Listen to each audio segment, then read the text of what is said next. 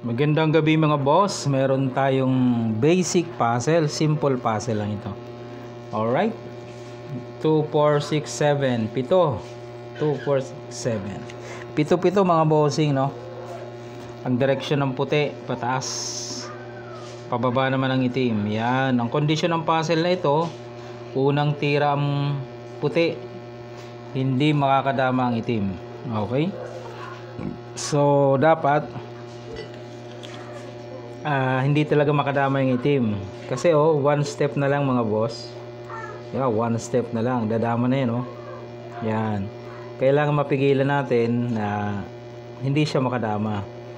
So dito, kailangan yung unang move mo ay makuha mo na agad. Dahil kung hindi, ay yan, dama na. Panalo na agad mga bossing. Okay? So, pwede yung pag-isipan, i-post nyo sandali at isipin nyo ang solusyon. Ano lang naman ito, kumbaga mind test, exercises, yan, mga puzzle exercises para matest yung pagbibilang kung paano i-solve ang mga ganitong puzzle. Yun lang naman ang purpose nya, para maano tayo, ma-exercise yung ating pagbibilang. Okay, tira ang puti. Ano kaya ang tira ng puti para hindi makadama ang itim?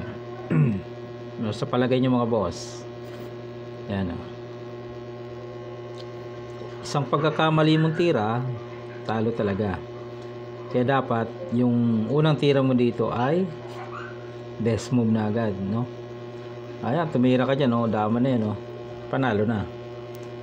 Kailangan hindi makadama, yun ang hihanapin natin.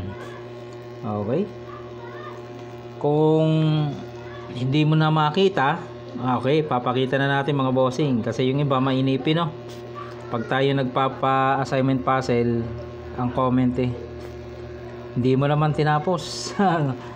Nagmumura na, okay, bad yun, bad. Alright, so ito pakita natin. Ganito lang mga bossing, para hindi makadama dito ang itim. Ito ang pinaka key move. Yan. Pakain ka lang dito.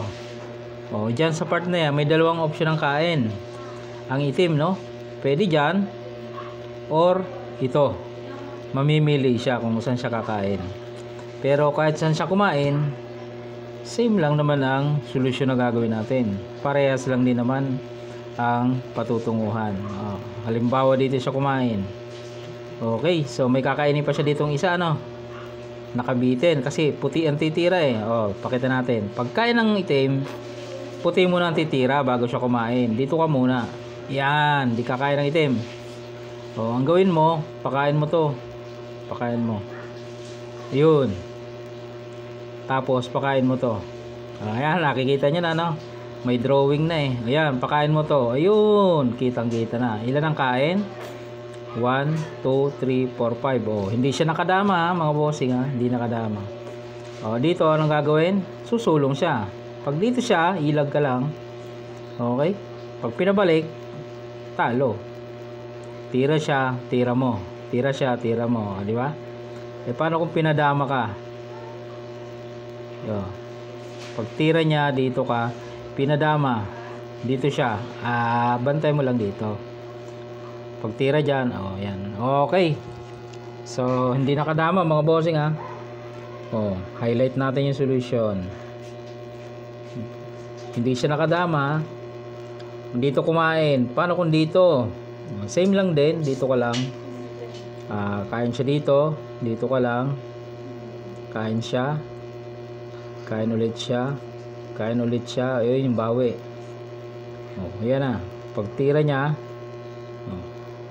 diba mga boss, talo, bantay, kahit doon ka sa dulo Alright, yan ang mga bossing, papagood vibes lang, mga dama puzzle exercises for beginners, yan mga basic. Alright.